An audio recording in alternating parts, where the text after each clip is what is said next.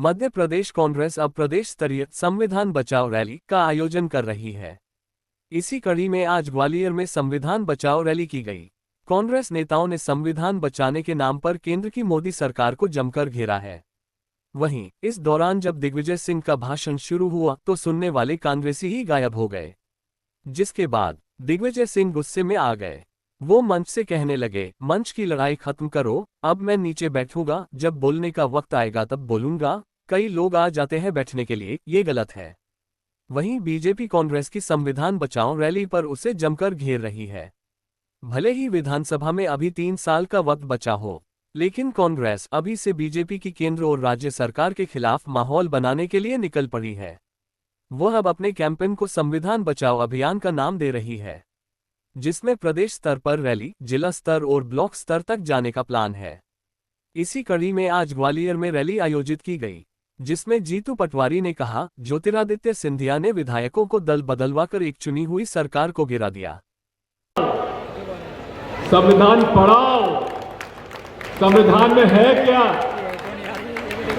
हम लोग संविधान बचा रहे हैं, लेकिन संविधान की कौन कौन से अनुच्छेद हैं जो महत्वपूर्ण है, जिसके बारे में हमें जानकारी मिलनी चाहिए। आज मुझे ग्वालियर के विष्णुकांत शर्मा जी पता नहीं है कि नहीं, उन्होंने मुझे पैम्फलेट दी और ये दी।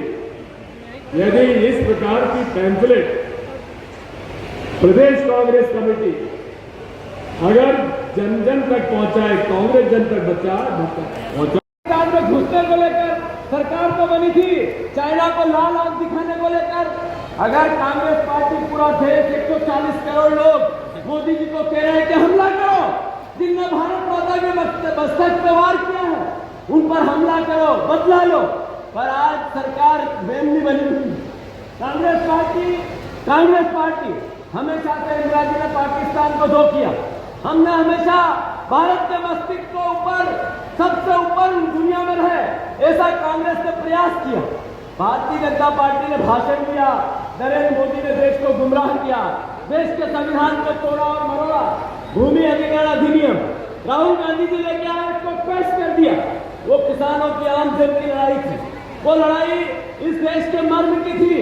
अगर राहुल गांधी जी जब ये कहते हैं पुस्तक लेके कि संविधान की रक्षा करना है, तो वो किसके लिए कहते हैं? वो आपके इस देश के नागरिक हमारे लिए कहते हैं, तो इस देश के संविधान के अनुसार अपना जीवन जीना चाहते हैं। साथियों, मैं अनुरोध करना चाहता हूं कि 5 गारंटी नरेंद्र मोदी ने दी थी, एक भी पूरी नहीं हुई। ये संविधान पे हमला नहीं है तो क्या है? ये संविधान पे हमला नहीं है तो क्या है कि जिसमें जो सरकार अभी बनी उसका काम सिर्फ लोगों को लूटना और दहशत फैलाना रह गया। मैं अनुरोध करना चाहता हूं आप सबसे कि सभी परिवार के लोग, ये लड़ाई बहुत संघर्ष की, ये लड़ाई बहुत महत्वपूर्ण है। अभी कोई चुनाव नहीं है जिसके लिए हमने बात कर रहे हैं। देश में कांग्रेस ने अपना बलिदान देकर देश बनाया, उन्नति में भी अपनी शहादत दी। हमारे देश में कांग्रेस पार्टी का योगदान कभी कोई मिटाया नहीं जा सकता। इस देश की आत्मा है कांग्रेस, इस देश की आत्मा है संविधान, इस देश की आत्मा है वोट का अधिकार। मैं आप सबसे आग्रह करता हूं, अगर अपने वोट के अधिकार को सुरक्षित रखना है तो कांग्रेस पार्टी का कार्यक्रम हो, चाहे जिले की रैली हो, चाहे विधानसभा की, चाहे घर घर जाने की, एक एक कांग्रेस का परिवार इसको निभाएगा।